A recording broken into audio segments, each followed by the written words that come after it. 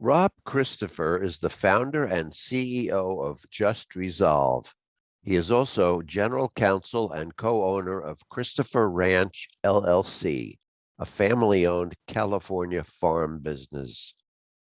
Rob is also an accomplished AV preeminent litigation and trial attorney, formerly of New York-based Couder Brothers, LLP, where he last served as regional managing partner for Northern California, and California-based Hopkins and Carley, ALC. For 35 years prior to founding Just Resolve, Rob practiced in commercial, antitrust, and intellectual property litigation. He has also been a mediator, arbitrator, and settlement judge in California's superior courts and is admitted to practice before numerous federal district and appellate courts and the U.S. Supreme Court. His speaking engagement on disruption and innovation in dispute resolution include law school guest lecturing, Chamber of Commerce talks, and numerous talks to business CEO groups and law firms. Rob earned an AB with honors in economics from Stanford University and his JD from the University of California at Davis. He may be reached in several ways. His Twitter handle is @JustResolve, on LinkedIn under Robert Christopher, or by email rob.christopher@justresolve.com. Hi, I'm Rob Christopher, and this is not your usual MCLE hour. I've been a lawyer for over 40 years, most of them as a civil litigator in large firms, but more recently as a general counsel for my family's farming business. So I've been you, and probably like you, I've chafed at our justice system's too often lousy job of delivering real, and by real, I mean economically rational civil justice. So I decided not too long ago to dedicate the later years of my career to doing something about this frustrating reality. Specifically, what I've taken on is developing an innovative approach to resolving limited stakes disputes. And that is what this MCLE is all about. Along the way, I've gained insights into this problem, devised a solution, and have been using it for several years now. And that's what I want to share with you today. I hope you find my approach of real value to you and your clients. And I will try my best to make this program one that delivers valuable and usable new learning unique to any other MCLE class, actually helps your clients get better net results in deterring and resolving civil disputes, may earn you some worthwhile ethics credit, not only with your state bar, but more importantly, with your clients. And you'll be glad to know that we'll end with clear takeaways like when to use this approach, when not to, how to use it, and what you can expect from it. Yes, we're sort of going where no MCLE hour has gone before. So hopefully you won't just run this in the background while you edit a contract or a brief or attend a podcast. And also, hopefully, you'll come away glad that you chose to spend an hour of your valuable time with me. Now, I'm serious about not wanting to waste anyone's time. And I know that for some lawyers, the topic we're going to cover today could be a complete waste of time. So let's look at who should stay. That is, who should actually watch this seminar to its end, and who should go and find something else to watch before we go any further. First, who should stay? The answer is client-centric attorneys, both litigators and non-litigators alike. You know who you are because you're more interested in your client's overall best interests than in either your own legal fees or the thrill of battle. Of course, since we're all likely to think of ourselves as client-centric in most ways, let's also ask, who should go? That is, who should turn off this recording now, assuming you don't need the ethics credit it might award? For example, those of you litigators who handle only huge, high-stakes cases might feel free to go. We won't be talking about your cases today. When stakes are high, we lawyers are usually worth whatever our clients have to pay us for all that zealous and successful work. Examples of high-stakes cases are bet the company existential cases, cases worth millions of dollars, criminal cases involving prison or worse, maybe family law custody disputes. Yeah, you get the idea. The path we'll be talking about today is not for those cases, and so not for lawyers who handle only those cases. You also might want to skip this seminar if your style is to be an intimidating, win-at-all-costs pit bull, because that's what you do. Nothing I say will change how a pit bull thinks or works or how one interprets what's in his or her client's best interest. That's not a judgment, just a fact. Similarly, any of you who are not open to or fearful of new, outside-the-box ways of solving our clients' legal problems also could probably skip this seminar, though I think that would be a mistake. All right. With all those preliminaries out of the way, let's get going. We begin with an illustrative, real-life situation and a question. In fact, this is a case I had, and it proved to be one of those frustrating ones I referred to earlier. Picture this. A new drug company in New York needs to test its experimental cancer drug on specially bred mice. It hires my client, a small but highly reputed testing laboratory in California. The party's written contract says the lab will perform the necessary study for $47,000. So what happened? The lab's study revealed that the drug didn't work. The drug company refused to pay the bill, claiming, without explaining, that the study must have been faulty. The drug company, as customer, demanded a retest in return for making an advance on the payment it already owed. Early direct settlement negotiations failed. The drug company neither explained its claim nor budged from its position, while the lab's upfront costs to retest were not trivial, so the lab demanded its money. To the lab owners, this was a straightforward breach of contract case over limited stakes. So what are the lab's options in this kind of situation? It could surrender. In other words, walk away from its rights or agree to a retest. Or it could assert its rights via litigation or alternative dispute resolution, ADR, possibly in the form of arbitration or mediation. Now, here's my question. If you were me, representing the lab, and based on the information you have, and assuming all the identified options are available to the lab, which paths would you recommend? Which would you shun? And why? Maybe you could even note your order of preference.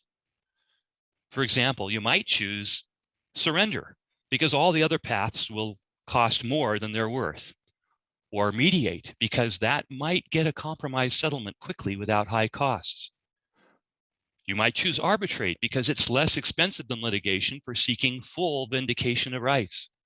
Or you might choose to litigate because you want to control the selection of the forum and don't trust arbitration.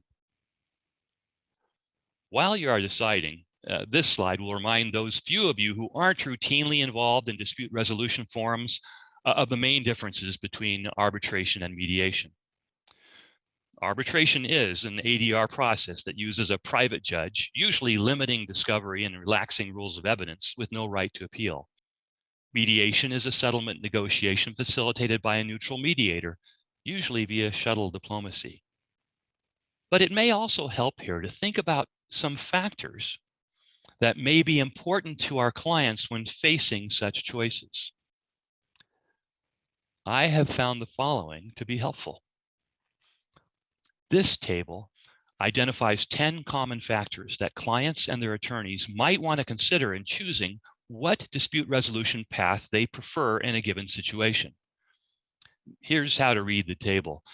For each factor and method, in the corresponding square, there's a green positive, a red negative, or an it depends question value given from the client's perspective.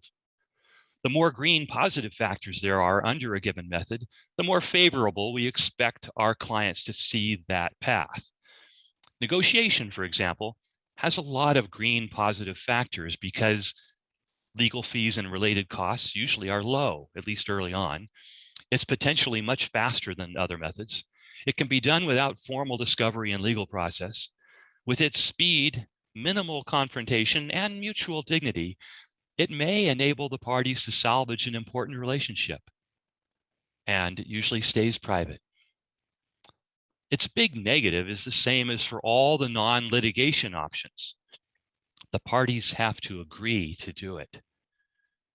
Its questions lie primarily in the potential for it not being a fair process or outcome due to someone's incomplete information, mistake, or even lying. Again, you get the idea. Now, as I'm sure you're figuring out already, this table reflects my views of what I think clients want and don't want. That could be flawed. If you prepared a similar table, it might look very different. For example, I don't include here a decision factor for sympathy, superior resources, or other potential leverage or advantage. And I treat as a negative from a client's perspective that there's no right to appeal an erroneous arbitration award. But in all events, this kind of table can be a helpful tool and part of an ethically necessary exercise to walk through with a client to assure that both of you are making an informed decision that's in the best overall interests of the client. Whether you are a transactional attorney deciding what dispute resolution provisions to specify in a contract, or you're a litigator assessing what to propose in negotiations either before or during a lawsuit. Now, on to the limited stakes problem through our case study. Let's start with the rest of the story here. The testing lab suggested mediation because the estimated legal expense through trial was more than the $47,000 that the case was worth. Unfortunately, the drug developer refused. So the lab filed suit in California. The drug developer promptly moved for a mandatory preliminary injunction to recover the specially bred mice and lost that motion. Written discovery followed, including the typical jockeying for position and predictable motion to compel deficient answers. Eventually, the drug developer agreed to mediation. By then, however, the parties had spent more than $30,000 each in legal fees with depositions, trial preparation, and trials still ahead at estimated future legal costs of another $30,000 or more. The parties reached a mediated settlement agreement for $40,000 with entry of judgment against the drug developer, of which $10,000 was paid upfront to the lab by the drug developer.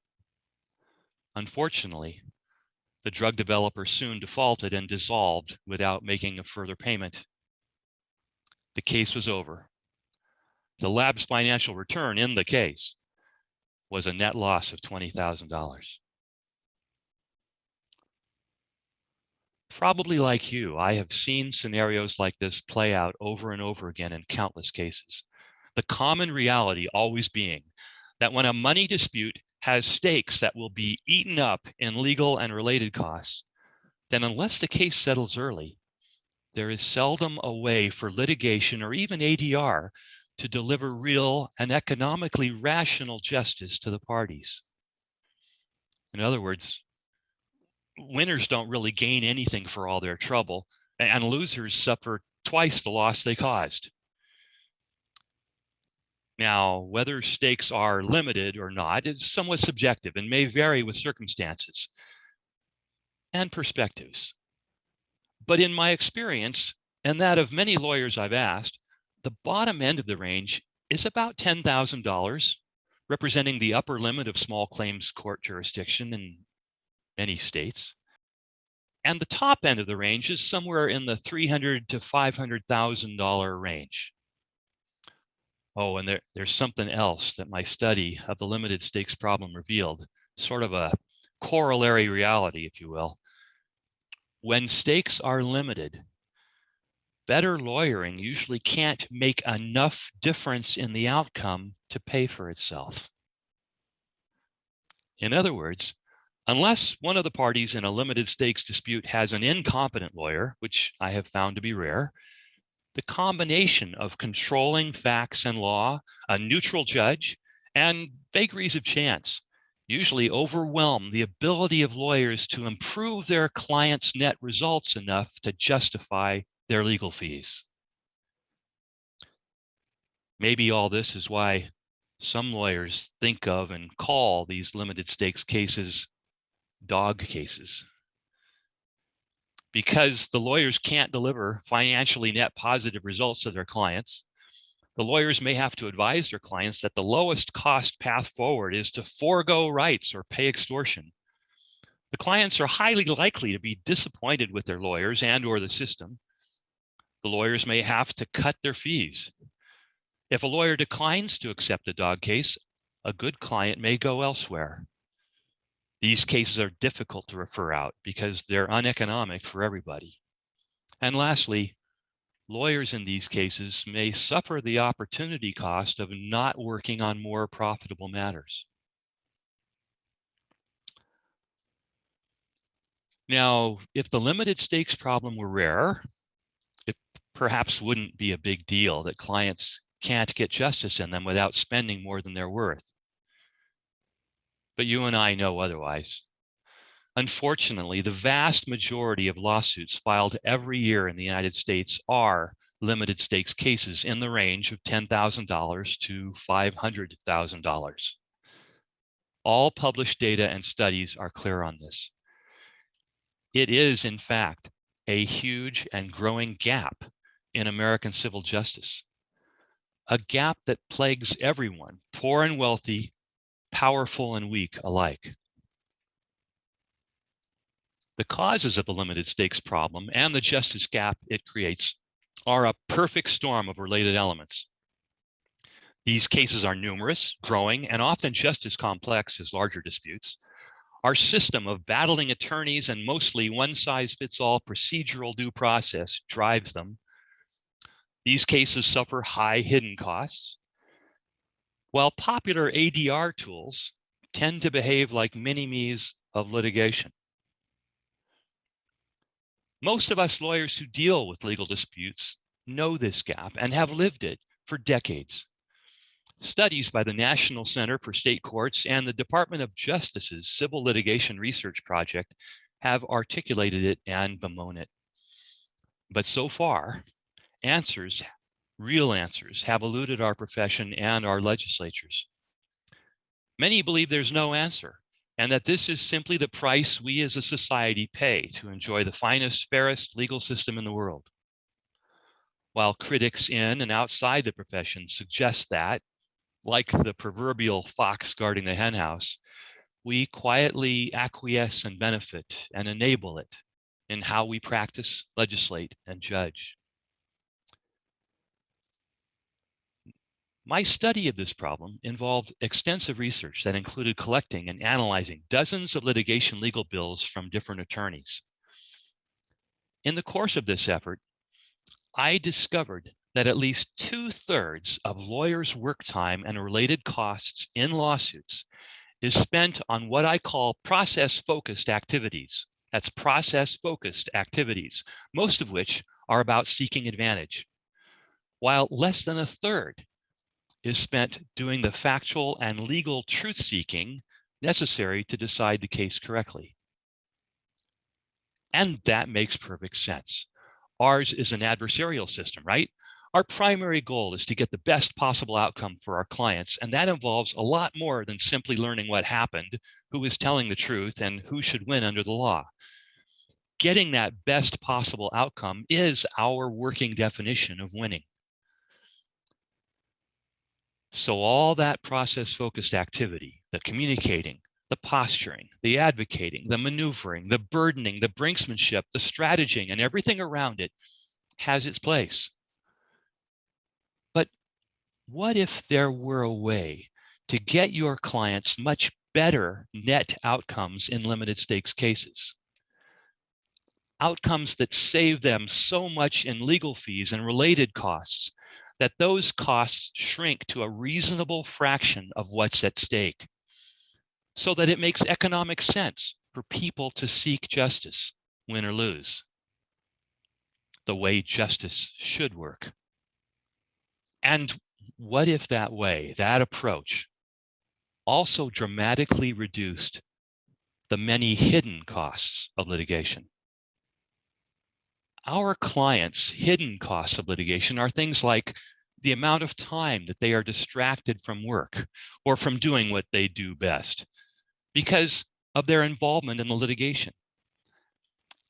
As with lawyers, this lost time takes the form of planning, organizing, collecting information, reviewing records, preparing for and giving deposition and trial testimony, and the like.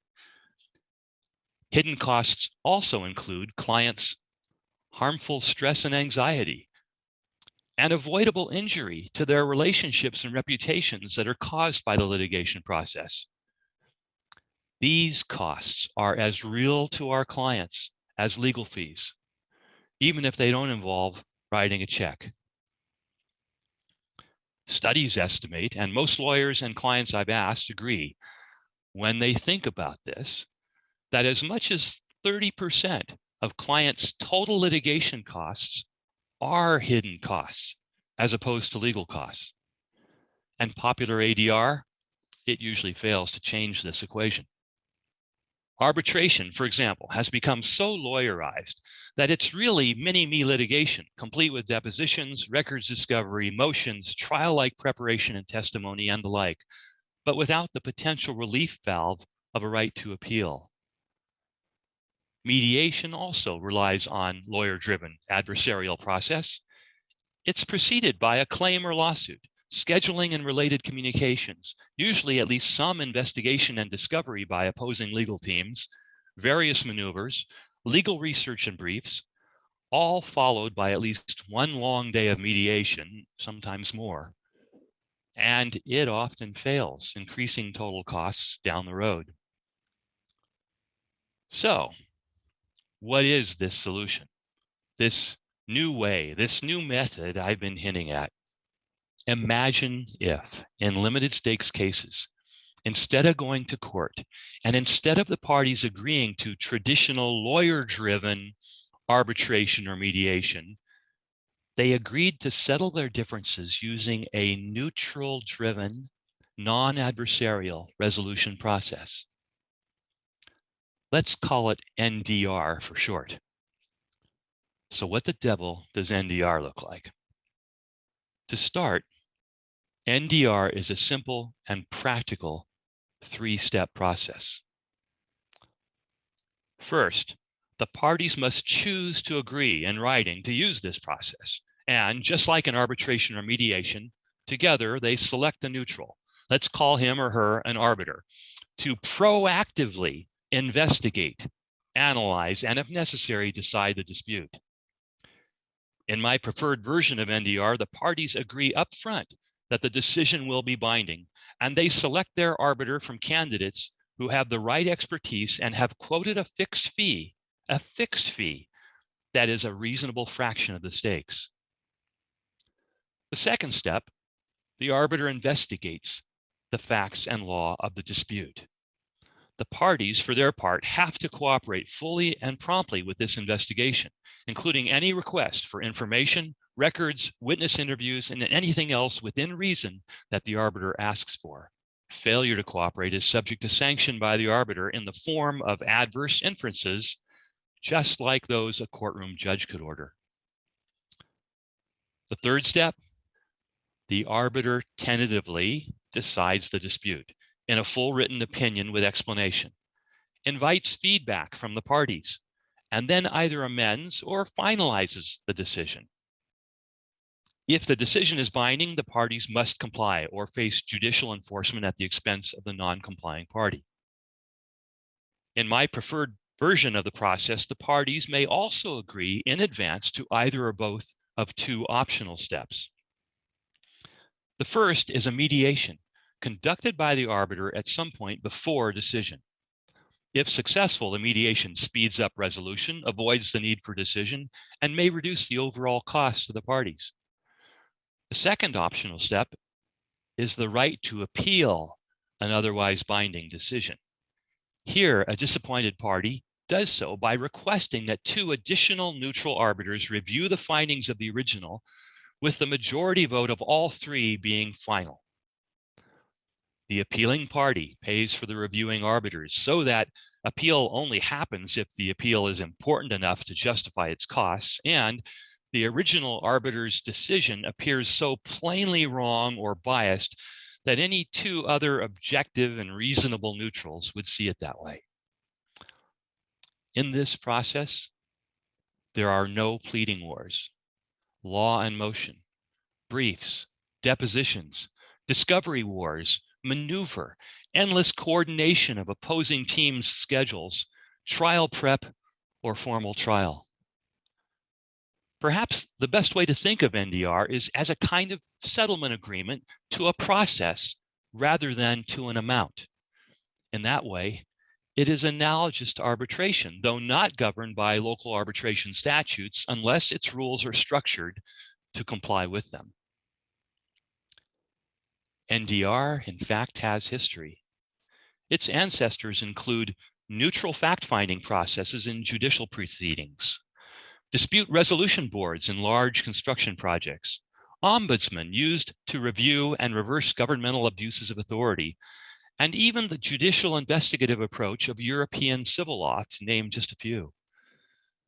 But none of these ancestors have molded neutral-driven process into a full-blown alternative dispute resolution method for common civil disputes. So what are NDR's benefits to our clients? I am finding that there are many of them, and they're quite meaningful. For starters, it's fair and reliable, like court.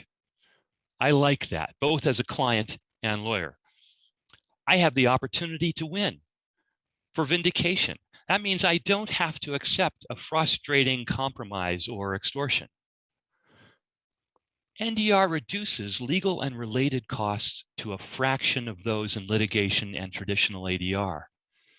So I get justice that makes economic sense if I win, while it greatly reduces the misery if I was wrong and lose.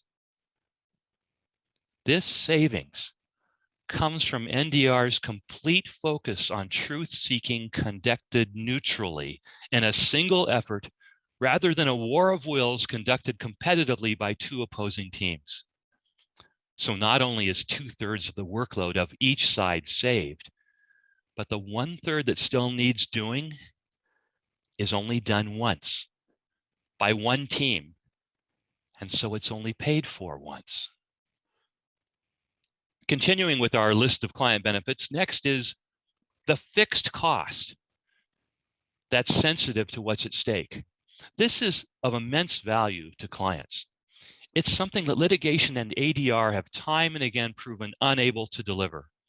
Not only does this assure me value for my money as a client, but it also enables me to make better, more informed decisions about whether to try to negotiate a dollar amount settlement before going through the NDR process itself. I did just that in a case earlier this year, and I was very satisfied with the outcome. NDR also enfranchises our clients and builds trust by letting them play a more active and direct role in the entire process. The tentative decision cycle and appeal right in NDR give clients real protection from serious error and possible hidden bias. Clients still can rely on their lawyers in NDR to play valuable roles by advising them and representing them in communications and compliance with the arbiter if they like, even though NDR does severely limit lawyers' expensive procedural maneuvering and opportunities for advocacy. In fact, this points to the additional benefit that NDR tends to align lawyer-client interests. This happens because once parties agree to NDR, their lawyers' roles are limited. This truly puts lawyer and client economic interests on the same side. The same is true for the neutral arbiters, whose fees are fixed or capped, which aligns well with the parties' interests in a speedy, efficient, and value-based process. As discussed above, NDR is flexible and adaptable to clients and their attorneys' preferences and circumstances. For example, in the areas of adding a mediation and/or an appeal step. NDR delivers better net outcomes for all sides. And just proposing it in contract or settlement negotiations credibly tells the other side that you believe you're right and are willing to let the chips fall where they may. I have found this to be so powerful and effective in the negotiation dynamic that it has broken logjams between distrusting parties. And the response you get from proposing it, whatever that response is, says mountains about the genuineness of the other side's professed belief in their case. Finally, NDR greatly reduces all those client hidden costs I described above. Lost productive time is far lower when discovery is less formal and completely focused on relevant truth seeking. The same is true for client stress and anxiety and any risks of further injuring valued relationships and reputations. And the overall duration of the process, including all the costs typically associated with delayed justice, is minimized in NDR. In fact, in my experience in California, NDR is by far the shortest, fastest dispute resolution process there is when early settlement negotiations fail. NDR is not just good for our clients. It's also good for us lawyers. We lawyers, as the gatekeepers of all things legal in our clients' lives, are still going to receive that first call for advice, that chance to negotiate an early settlement, and probably, as mentioned above, the opportunity to advise and speak for our clients in any NDR process. In fact, in NDR, our value add as a trusted advisor goes up, and with it, so do client loyalty, referrals, and future engagement opportunities. How is this? Our agreeing to, proposing, or even just identifying NDR to clients when it makes sense cannot help but enhance their loyalty and appreciation for our putting their overall best interests ahead of the immediate opportunity to earn more legal fees. And if a client nevertheless decides not to choose NDR for their dispute, we can go forward with a free conscience to execute on whatever path they have chosen. As discussed above, proposing NDR can help us negotiate better settlements for our clients. And finally, making a client aware of NDR as an option for a limited stakes problem meets critical moral and ethical obligations. In fact, this may even be necessary to fully comply with our obligation to obtain clients' fully informed consent to any strategy, plan, or settlement that we recommend to them.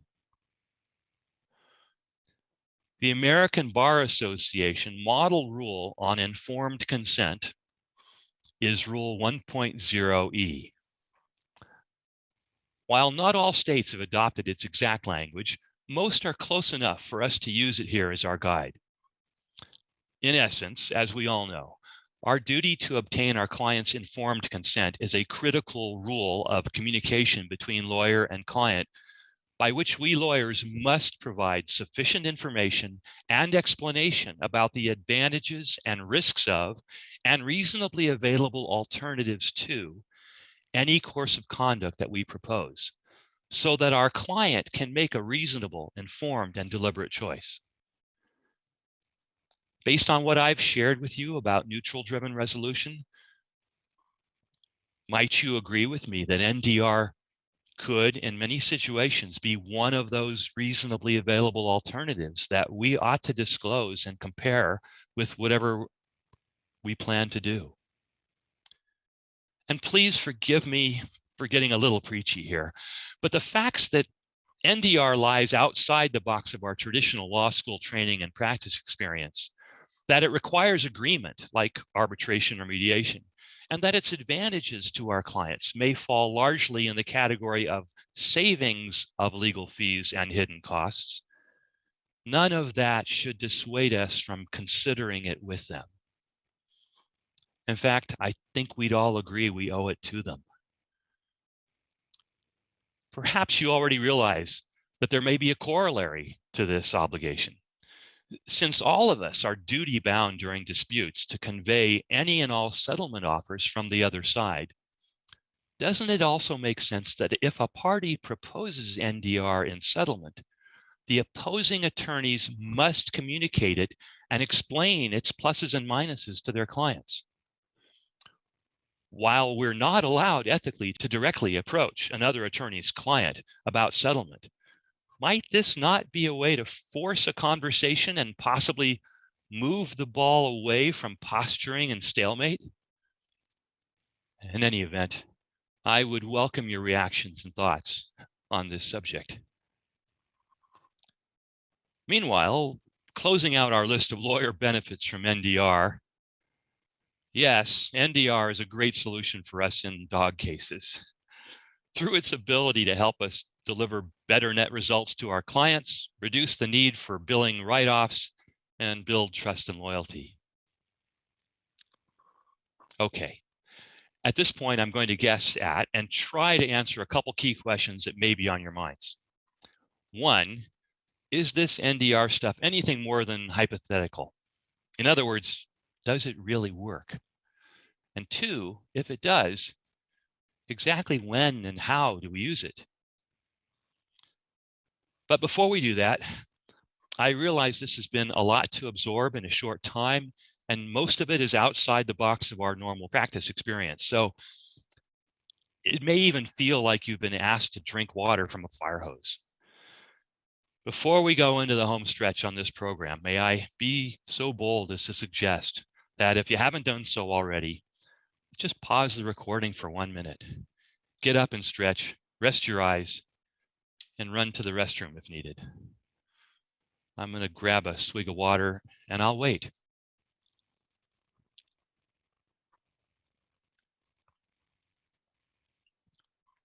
Okay, we're back to cover whether NDR really works, and if so, when and how to use it. I think it makes the most sense for me to answer these questions based on what kind of lawyering you do. Let's start with you transactional lawyers. Consider including or proposing NDR for dispute resolution in commercial and other contracts when you can and when it makes sense. Where disputes are likely or certain to fall into the limited stakes category, you'll be doing your clients a favor if you discuss this with them and they decide to propose it. NDR clauses can even be structured in 2 tiers, with smaller disputes, those in value below some agreed dollar stakes level, going to NDR, and larger disputes going to court or arbitration as preferred. As for actual real-world experience with this, remember our testing lab? Soon after the case we've discussed here, the lab began routinely inserting NDR clauses in their everyday contracts, hundreds of them. This practice ultimately led to an NDR process with a customer over an $18,000 cancellation charge that cost the parties each less than $1,500 to resolve successfully and correctly. In another case, a small web design company was stiffed on a $12,000 bill by a VC finance startup represented by a major law firm. The web design company's president read the contract he had and invoked the NDR dispute resolution clause in it. The startup and their lawyers were embarrassed that they hadn't noticed this, and within days paid the full $12,000 without need of any process. Also for transactional lawyers, NDR clauses can be inserted into employee handbooks as a voluntary grievance resolution option. I've done that in my role as general counsel for our family farming business.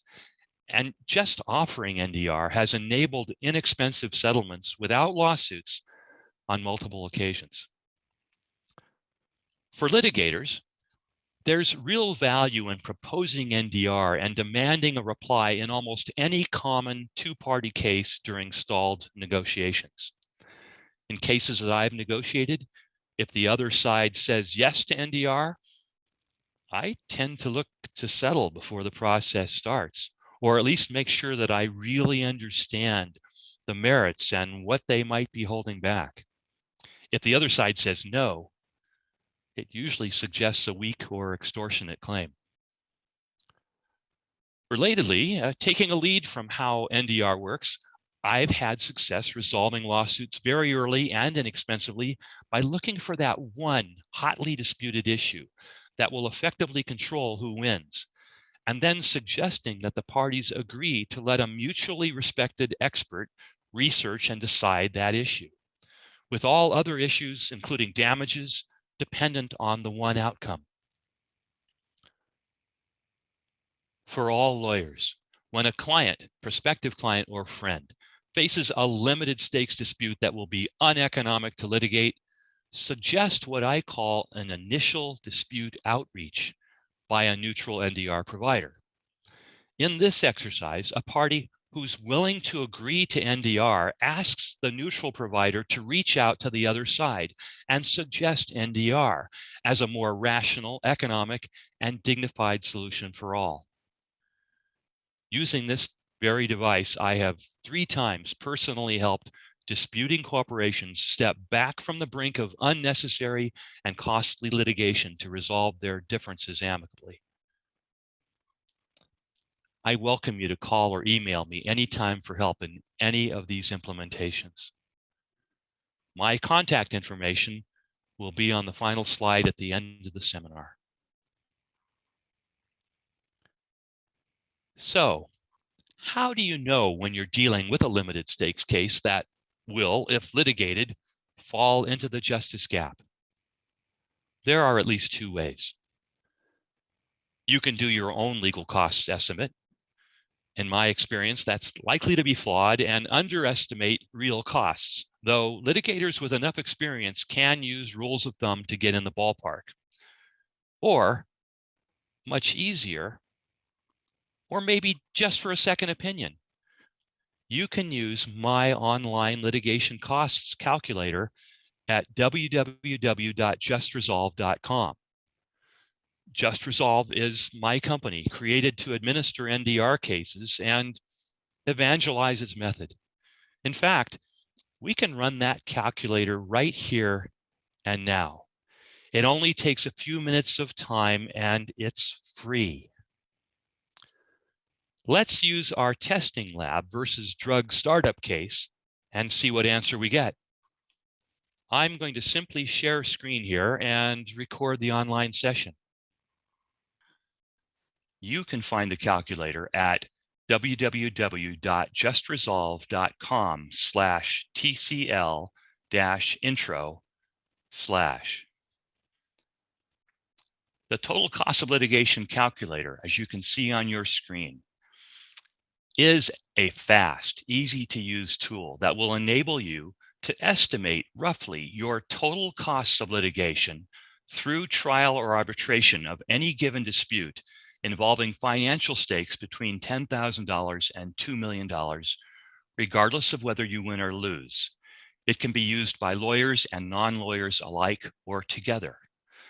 When completing it, if you are not sure of your answer to a question, just make the best guess. We will skip for now over the video of that strange gentleman and go straight to filling in what we need to fill in to go to the next step. So that would be my first name and then my email address.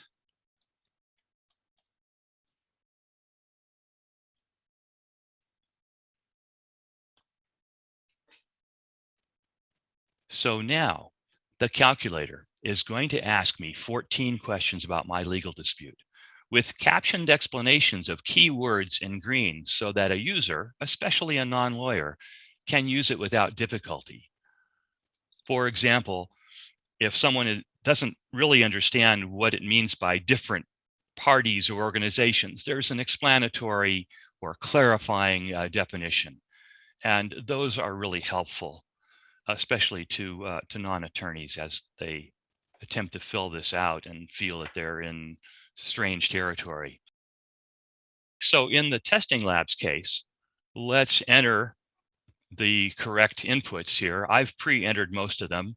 We know this was going to be a judge trial, so we put our X there. We know there are really only two parties. We know that there is only really one claim, one breach of contract claim, because if the study was faulty, the lab breached the contract, and if the study was correct, the drug startup breached by not paying for it. So they're really opposite sides of the same coin, and that's a one issue kind of case. This issue, these kinds of issues are very common in this industry, so we mark yes there for that question. And then with respect to the mediation question, you'll recall that the drug startup refused mediation. So I'm going to say no here. I know that changed later in the case, but we'll put no for now. Then as far as evidentiary questions, how many witnesses, how much documents, how intense is this going to get for parties, and how many technology or other areas of expert opinion are going to be needed? I've pre-entered 3 to 4 for the number of witnesses, 11 to 25 for the number of documents, that the intensity is really only moderate, although I may have been incorrect looking back on it, and then only one expert. So we answered appropriately there. That the stakes at dispute are very important, $47,000 in that case. And at that time, some years ago, my hourly rate was about $300 per hour. So that's what I entered there. This next category is hidden litigation costs. And this enables a person to account for non-legal costs that are very real in the course of any litigation, arbitration, or mediation. First is, what value does the person place on lost productivity, lost work time, that sort of thing, because of the distractions of preparing for or dealing with a litigation? And the best way and the suggested way here is to estimate that lost productivity by multiplying the total number of hours that clients and their employees will have to spend at an average hourly rate of whatever they give you. What's their standard compensation? In this case, $50 an hour. And that gives us a total of $4,000. The next category, stress, is hard to estimate, especially in a case like this. So I just simply gave it a 0 value for this purpose. Similarly, the risk of losing a value relationship or loss of reputation here is very difficult to estimate. So to keep things simple, I entered 0 there. All right, to get your results, you have to enter your name, phone number, email, how you heard about us, declare that you're not a robot, and then calculate.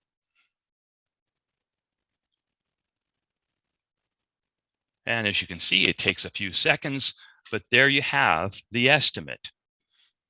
The estimated total cost of litigation in our case with a judge trial are almost $53,000. When compared with $47,000 in stakes, not surprisingly, the estimate says this case is going to cost more than it's worth. So we at Just Resolve ask whether this makes sense, and we provide a ballpark not to exceed estimate of what our NDR process would cost. Users can recalculate with different inputs as many times as they wish. We find that this tool gets a lot of traffic and appears to have real value. As you might guess, the calculator combines a unique algorithm with traditional rules of thumb tested by experienced litigators over hundreds of calculations. I welcome you to try out this calculator anytime and let me know what you think. This calculation effort may well help you and your client make better, more informed decisions about how to proceed in any given case, including whether NDR is worth considering. Since we've looked at where and when NDR makes sense, it's important to recognize as well where it probably doesn't make sense. A lot of situations are just bad fits. For example, when stakes are high, in other words, when legal and hidden costs will be less than what's at stake, NDR is probably a bad fit. When a preliminary injunction or similar non-monetary relief is being sought, NDR is probably a bad fit. When all parties can't or won't agree to NDR, that may happen most of the time in lawsuits between strangers. NDR is an impossible fit. When public policy considerations may prohibit it, when a critical third party won't cooperate in producing records or witness testimony, and many other kinds of legal actions and situations that still require strong advocacy. So none of us need fear the loss of our livelihoods due to the impact of NDR. Now that we know something about the limited stakes dilemma and NDR, let's add NDR into our table of dispute resolution methods and decision criteria and see how it fares.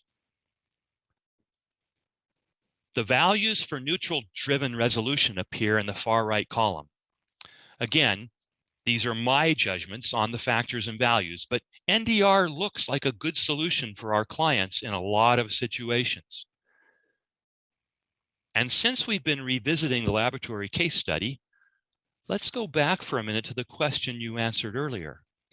Based on the information given you and assuming that all of the identified options were available to the lab at the outset of the case, where would you rank NDR if the lab were your client, and why?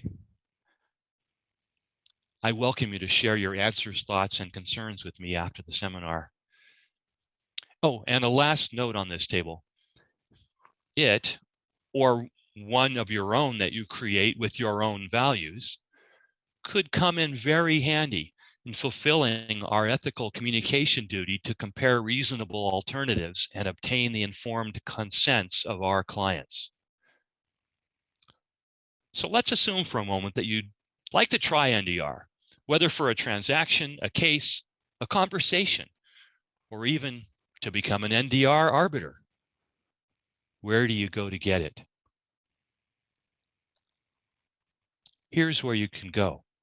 Contact an NDR provider, such as Just Resolve, or Advantage Arbitration and Mediation Services, where they call it neutral fact-finding, or Anywhere Arbitration Limited, which offers online arbitrations that enable neutral-driven investigation.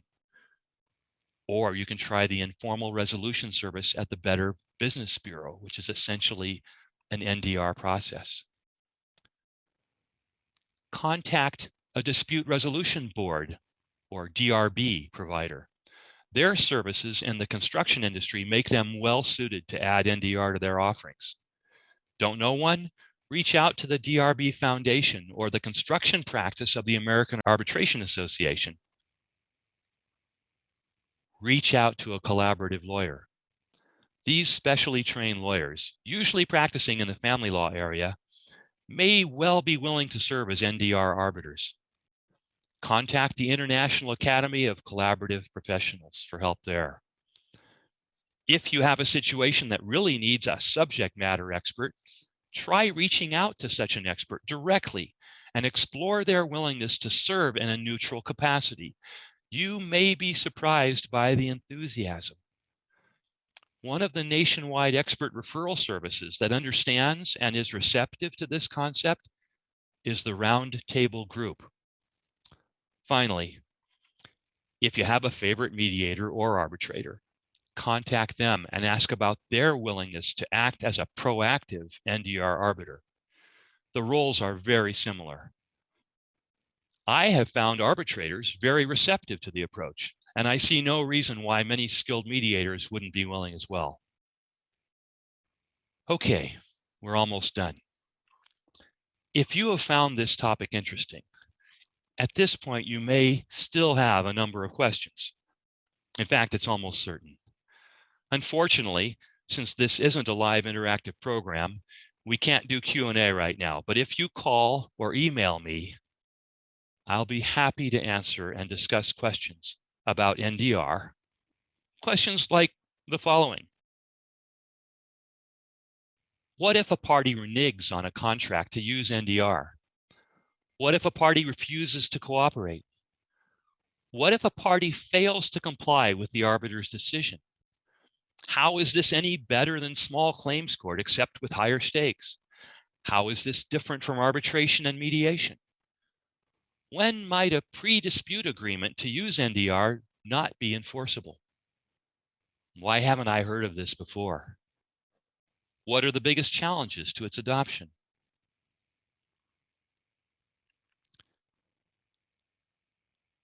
I sincerely hope you have found this interesting and potentially helpful. If so, please jot down, as I close, up to 3 actions you will commit now to take as a result of this seminar. I've listed several ideas here, but they can be anything from taking a first step forward to get and use NDR for that client or situation where it may make sense, to simply trying out the TCL calculator or downloading a sample NDR clause at www.justresolve.com, or contacting me to discuss or get answers to questions.